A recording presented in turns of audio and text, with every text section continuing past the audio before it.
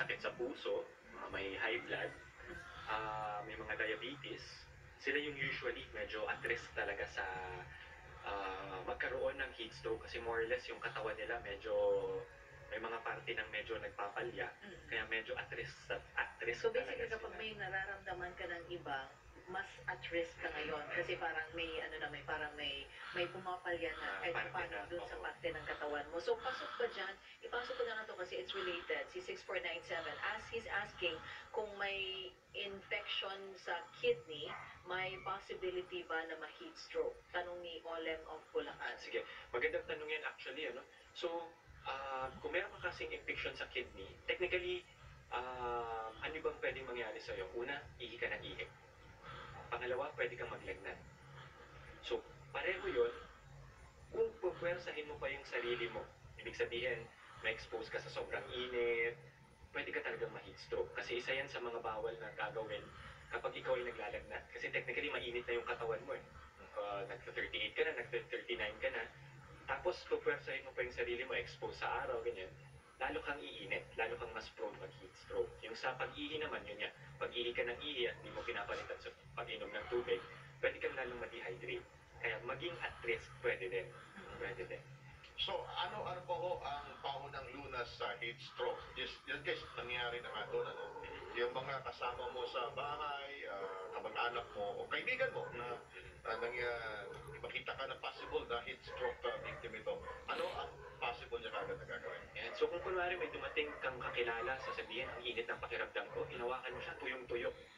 Tapos parang medyo nahihilo na daw siya. First na gagawin would be papahingahin. Kailangan humiga para yung daloy ng dugo medyo balanseado. Yan. Next, lagyan ng unan o kaya iangat yung legs ng kaunti. Dapat nakataas yung paa. Nakataas muna. Para more or less yung dugo na nasa legs, bumalik. Mas madaling bumalik. Para hindi masyadong bumaba yung blood pressure. So yun yung first na mga gagawin. Next, kailangan natin palamigin yung kaibigan natin na na-heat stroke. So ano yung gagawin natin doon? Pwedeng kumuha ng mga tuwalya o mga face towel, ibabad sa malamig na tubig. Kung kailangan may yelo, mas maganda. Ilalagay sa noo, sa kilikili, sa singit. Kung may sobrang tubig,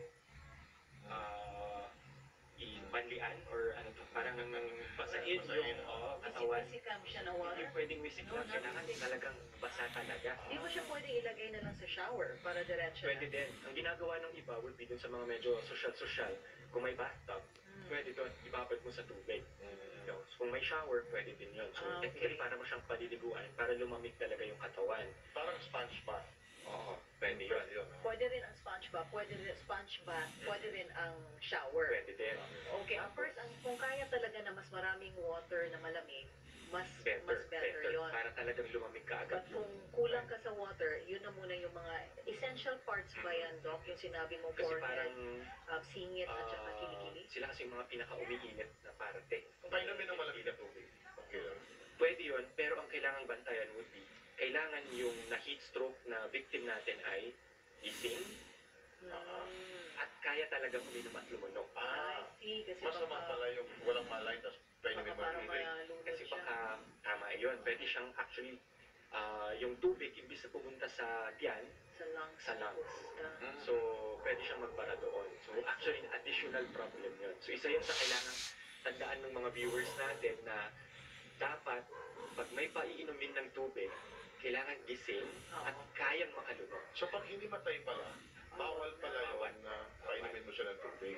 Kailangan mahimasmasan muna siya bago mo siya painumin. How about yung mga ano, di ba, may mga yung mga iaamoy gan. Pinapaamoy. Ipapaamoy, would that help? For heat stroke, hindi talaga. Kasi ang pinaka-problema natin sa heat stroke, kaya nag-shut down yung utak kasi masyado siyang mainit. So, kailangan nating mapalamig yung katawan. So, yung pag-amoy na ganoon, helpful lang siya pag yung nahilo dahil Sa other things. Pero hindi naman nakakasama. I mean, kasi baka kasi kung hindi mo alam na heat stroke pala ang naging reason kung bakit nahimatay ang isang tao. So, usually kasi naiisip natin, ay, kailangan siyang gisingin.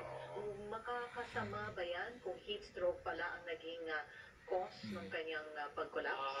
Sa ngayon, ang medyo naisip ko lang siguro kung medyo mental related siya. Ang isang danger kasi lang natin doon, medyo mainit ang menthol. Oh, Kung kunwari lang liquid yun, baka tumulo sa katawan. I Diba? see. Pag naka-menthol tayo, lalong umiinit eh. So pwede siyang makasama. Isa pang pwedeng gawin kung may access naman, ilagay sa lilim o sa isang aircon na lugar. Kung wala naman, electric fan. You know, habang Doc, binabasa. akala ko kasi dati, na kapag sobrang init yung katawan mo, bawal na bawal yung pupunta ka sa malamig or if you jump sa isang, let's say, sa lake. Dahil pag gusto mo lumamig, di ba? Sabi na kasi daw parang masya-shock daw yung katawan. As a matter of fact, I remember, sabi ng mother ko, namatay daw yung lolo ko because after running for so long, he jumped daw in the lake and it had something happen to him. Ayun, baka Oh, di ba? Pwede. Pasma or Pasma. something would happen to your body. Medyo malaking topic yan ulit na medyo separate siyang matanggal ulit ng pag-uusapan. But the thing is, kung wala ka namang senyales na para kang nahi-heat stroke, kunwari ikaw ay tumakbo, pero medyo comfortable naman yung pakiramdam mo, pwede mo munang pa-cool down ng ibang pamamaraan yung sarili mo, siguro bago ka mag-jump into something very cold. Pero kung ikaw ay may heat stroke talaga, yun ang pinakakailangan gawin. Kasi kailangan emergency, palamigin mo yung katawan ng tao. Kasi kung hindi, kumbaga parang naluluto sa loob yung utak, ibang organs. Uli, balikan natin yung sinabi mo kanina, isa sa mga symptoms o palatandaan, stroke yung hindi nagpapawis. So pag wala siya masyadong pawis, lalo sa kilikili, no, at saka sa mga joints, medyo makinala ka baka heat stroke ito. Baka papunta na doon. Baka papunta sa heat stroke. So hindi mo na siya dapat paamuyin na kung ano-ano, baka lang makasama. So yung yung pag Palamigin siya. palamigin, masantwalya na galing na binasa Lagyan mo ng sa konting cold ice, water. something O yung cold. ice. You put it in the forehead, in the kilikili, and in the singit. So, ang pinaka-importante pala doon, kailangan marunong kaming mag-identify kung ang isang tao ay heat stroke pala ang nangyari sa kanya, especially at this time, summer. Tama yun. Oo. Tama yun. So kailan na dapat magpatingin o kailan dapat dali na sa doktor ang pasyente? So, technical kasi parang may mild lang, tapos meron yung very severe. So, yung medyo mild lang, yan yung mga medyo nahihilo-hilo. Yan. So, pwede naman gawin would be, first aid muna. So, sa bahay, palamigin, ilayo sa mainit, lagyan sa shade, electric fan or aircon. Kung within 20 or 30 minutes, medyo nahimasmasan, naging okay. Pag-check mo sa temperature niya, parang naging okay na, hindi na siya mainit. Pwedeng obserbahan sa bahay. Pero once nandun na tayo doon sa part na medyo mild lang yung symptoms, pero in 20-30 minutes hindi nag-improve, mainit pa rin yung katawan, hospital na yon. O yung si mainit ang katawan, as in pag hinawakan mo yung tao, talagang mainit siya. Parang nilalagnan.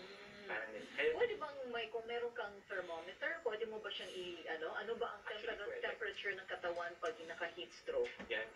Ang normal natin would be mga around 37, generally, for our normal temperature. Pag nag-heat stroke, usually maabot yun ng 40 pataas. Wow. Kaya siya technically parang naluluto talaga. Prevention. Paano makakaiwas na ma-heat stroke? Ano ang dapat gawin para mapalayo tayo sa ganitong situation? Yan. So, dahil nga mainit ang panahon ngayon, dahil tama summer, so, kagaya sa kotse, para siya malamig, una, kailangan may tubig.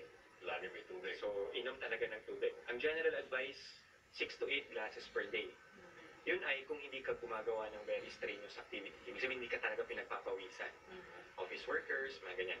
Pero pag ikaw ay na-expose sa araw, technically, kada isang oras, pwede ka magpawis ng mga 500 hanggang 1 litro worth na tubig. So mahigit sa 8 baso, Dapat. inumin ko. Dapat. Kung ikaw ay talagang Lalo na kung pinagpapawisan. nag-gym ka or Nag-gym nag-exercise or ka. yung mga kasama natin sa MMDA, ba nasa initan talaga sila, Yeah. kailangan lagi dapat silang may So tubig. sila pala yung laging may malaking potential na magka-heat stroke, no? Sila. Since they're Kung bilang exposed. lalo sa They're Lalo exposed na kasi sa Araw-araw, yun ang trabaho nila. Yeah. Meaning, naiipon yung stress sa katawan nila. Oh, now I have a question. Kasi I remember, yung iba, naka-long sleeves sila. Pero maputi naman yung pero yun, naka-long sleeves sila. I was wondering kung tama ba yung ginagawa nila. Kasi I understand, kaya sila nagsusuot ng long sleeves, yung iba, para daw hindi masyadong masakit ang Direct yung tama sunlight. ng sunlight. Oo. But is that a potential risk na magka-heat stroke ang isang Actually, tao? pwede. pwede. Kasi, Even if it's white, minsan nakita ko parang ano lang naman, Oo. manipis lang actually, naman. kung ikukumpara natin yung dark colored tsaka sa white, mas maganda yung light colored kasi mas dumadaan yung init. Kailan siya nakakasama? Kung parang mainit siya sa katawan ng tao. Pwede siyang makatulong kung kunwari once in a while, ang gagawin nung naka-sleeves, ibabad sa tubig or basain yung sleeves niya para medyo basa yun. Mhm. Tapos saka siya ulit gumawa ng kailangan niyang gawin. Kasi nangyayari nun, at least may palamig doon sa area na yon. Mhm. So covering it pala talaga is not a good idea whether it's white or manipis. Oo. How about yung mga dry fit? May mga damit na sinasabing dry fit. Makakatulong ba yun? Medyo controversial yan. Kasi nung dati, ang sabi nila, okay ang dry fit, yung mga nag-exercise, kasi hinihigop niya kagad yung pawis. Mhm. Pag nahihigop kasi yung pawis, mas madali kang lamigin. Yan. Pero may mga nagsasabi ngayon na baka sobrang higupin nung suot mo yung pawis na mas mabilis ka namang ma-dehydrate. Dahil matutuyuan. Dahil mas madali kang matuyuan. Kaya doon pa rin papasok na importante pa rin doon would be meron kang tubig or fluids na pamalit. Kailangan ba ko pa rin yung damit or at least iloosen yung clothing ng isang tao kung may heat stroke na?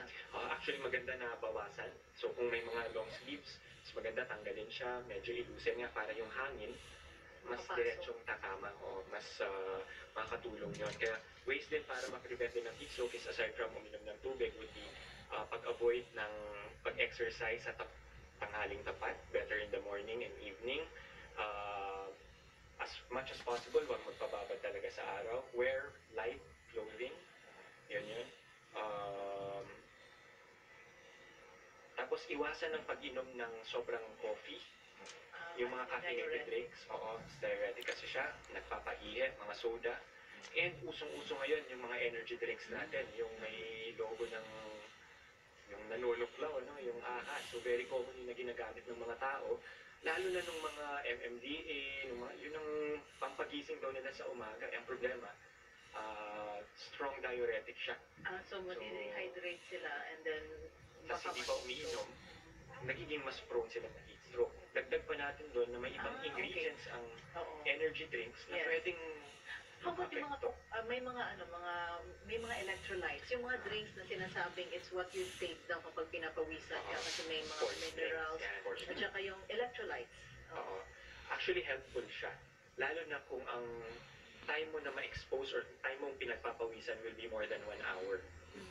So, kunwari sa mga nag-gym, pag ikaw ay mag-gym or tatakbo ka, lasting for more than 1 hour, maganda ang sports drinks. Kasi sa pawis natin, kasama dyan, may mga asin, Mm. kailangan natin ng sugar na nasa sports drink. So, okay siya. Pero kung less than an hour naman yung exercise, pwede na yung water. Pwede na. So for someone who has heat stroke, pwede yun ba ipapainom na lang para Pwede naman. Mas But mawi. once again, should be cool. Kasi hindi masarap ang mga sports drinks pag hindi malamig. That's one. And second, once again, to reiterate lang, pinaka-importante talaga, kailangan gising yung pasyente. Okay. Pwede naman. Or yung victim, sorry. Pwede naman na sports drink. Okay, Doc, may mga questions na dito. But before we give you these questions, meron muna tayong trivia. Alam niyo ba